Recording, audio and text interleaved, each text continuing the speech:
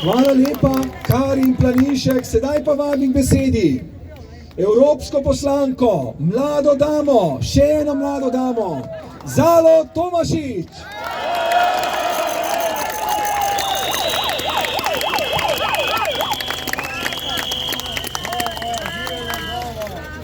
Jaz se spomnim, da sem bila stara sem 15-16 let, ko sem prvič prebrala knjigo Živalska farma.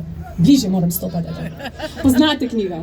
In tam se živali odločijo, da jih človek zatira in naredijo revolucijo in one prevzamejo oblast. In ena od prvih zakonov, ki jih sprejmejo, je, da vsi so enaki, vse živali so enake. Potem pa, ko bereš knjigo naprej, pa pujsi prevzamejo oblast in ta zapoved se spremeni.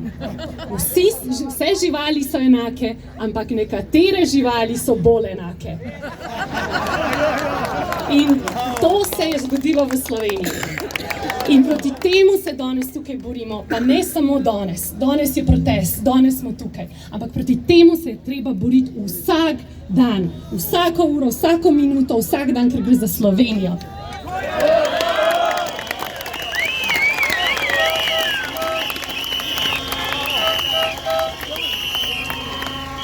In jaz se, nažalost, ne morem tega spomniti, ker me še ni bilo, ampak verjamem pa, da veliko od vas se, ko so prav na temu trgu pred približno 35 leti tamle vzdignili slovensko zastavo prvič, ko je bil ta trg preplavljen s ponosom, s tem, da smo dobili prvič v zgodovini svojno Slovenijo,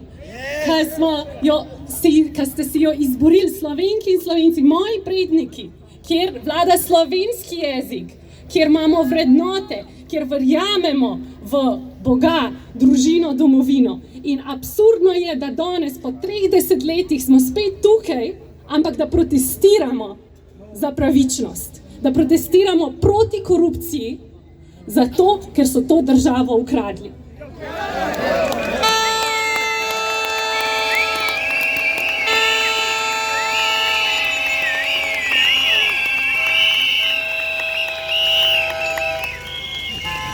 In veste, jaz sem živela v različnih državah, prepotovala sem skoraj cel svet in lahko vam povem, da težko najdeš tako čudovito državo, kot jo imamo mi. In na to moramo biti ponosni. In mene veseli, da je na volitvah prejšnji mesec Slovenska stranka izboljšala rezultat za 50.000 glasov, Gibanje Svoboda pa zgubilo 70.000 glasov.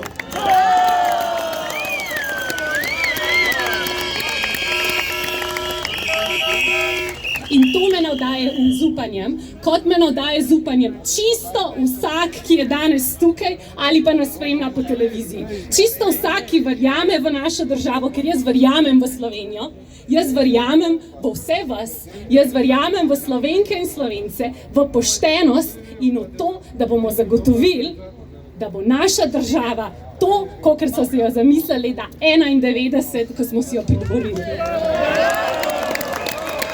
Ker mi potrebujemo normalno Slovenijo, potrebujemo pravičnost in ne nazadnje potrebujemo to, da nehajo kraditi naš denar, ker to je denar, ki ga plačujejo v žepe vsi davkoplačevalci in moram vam povedati, da Golob je poskrbel, da ste to tudi upokojenci za dolgotrajno oskrbo.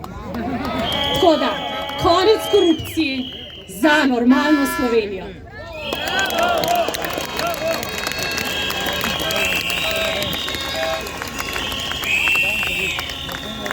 Hvala lepa, Zala Tomašič.